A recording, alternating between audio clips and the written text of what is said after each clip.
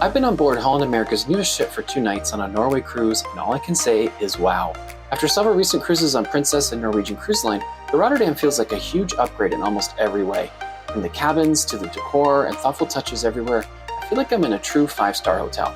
And it definitely feels much more modern, vibrant, and fun than my last experience on Holland America a few years ago. Stay tuned for the highlights of my first 2 days, including embarkation in Rotterdam, dining, entertainment, and more.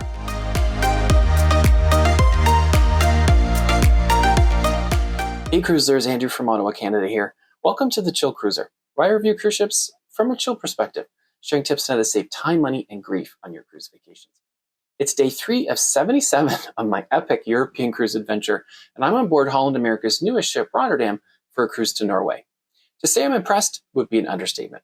It's a huge upgrade from my 2 cruises on the line's older ships a few years ago, as well as my recent cruises on Princess and Norwegian Cruise Line. It's clear they've taken a few pages out of the playbook of celebrity cruises, and in some cases, made it a bit better. When I first started cruising many years ago, Holland had a reputation as being a cruise line for, shall I say, an older demographic, where the ship just kind of shuts down at dusk. That's certainly how it felt on my last cruise on Rotterdam in 2018, when they didn't even have a nightclub most nights.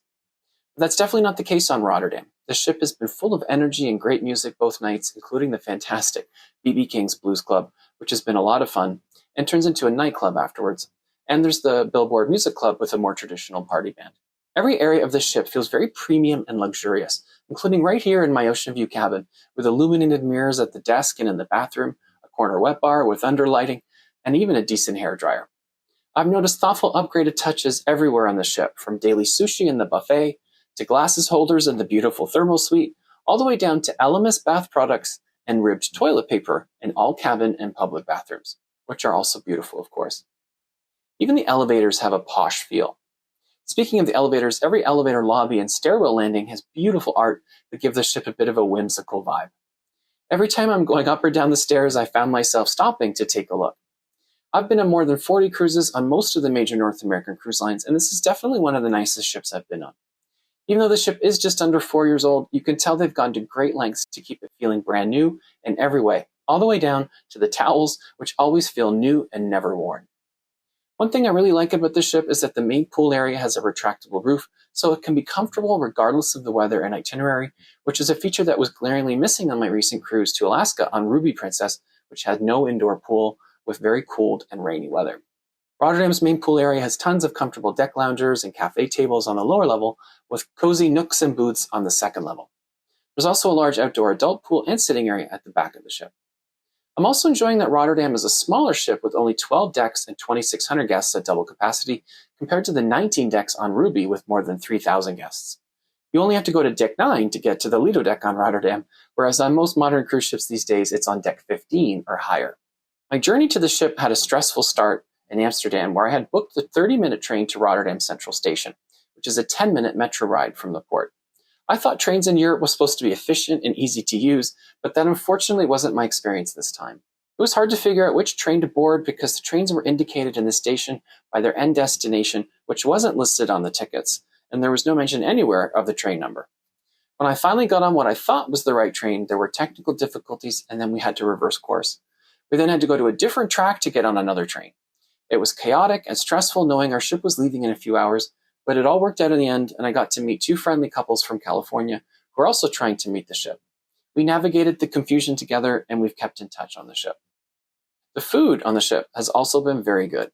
I've been very impressed with the selection of the buffet, which is much better than what I've seen on much bigger Princess ships with close to 1,000 more people. Room service has also been great, and unlike most other cruise lines these days, doesn't charge a fee. I've ordered breakfast both mornings, and it's been delicious and beautifully presented, complete with a decorative Dutch-style plate and jams and butter in elegant glass containers.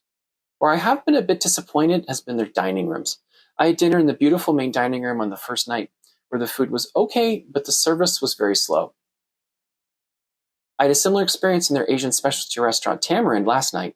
The food was very good, but the service again was slow. I think part of it is because I'm dining alone when there are a lot of large groups on board. First production show last night was also a bit disappointing. After experiencing the incredible B.B. King's Blues Club, which has 6 musicians and 2 vocalists, the show was very underwhelming with only 1 singer and what appeared to be pre-recorded backup singers and music. The theater, though, is beautiful and features a massive panoramic screen. We just arrived in our first port of Nordfjordeid, which I'm sure I'm not pronouncing correctly. Over the next week, we'll be cruising through some stunning fjords with stops in Molde, Geiranger, and Bergen. I'll cover all of them in future videos, so don't forget to subscribe. In the meantime, if you're looking to up your cruising game, don't miss my top 10 tips to save time and money after 40 cruises here. Thank you for watching, and happy cruising.